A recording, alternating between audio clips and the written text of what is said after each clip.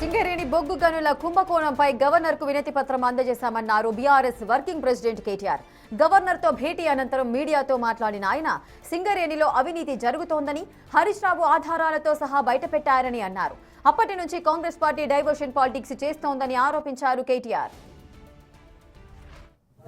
తెలంగాణ రాష్ట్ర గవర్నర్ గారిని ఈరోజు కలిసి ఈ రాష్ట్రాన్ని ఈరోజు మొత్తం కుదిపివేస్తున్న సింగరేణి బొగ్గు గనుల కుంభకోణం విషయంలో సవివరమైన నివేదిక, సవివరమైన విజ్ఞాపన పత్రం మా పార్టీ తరపున గౌరవ శాసన మండలి సభ్యులు, పార్లమెంట్ సభ్యులు, శాసనసభ్యుల బృందం, మా సీనియర్ నాయకుల బృందం అందరం కూడా కలిసి వారికి ఒక వివరమైన విజ్ఞాపన పత్రాన్ని రాష్ట్రంలో జరుగుతున్న అవినీతి, ముఖ్యంగా సింగరేణిలో జరుగుతున్న దోపిడీ విషయంలో వారికి అందజేయడం జరిగింది.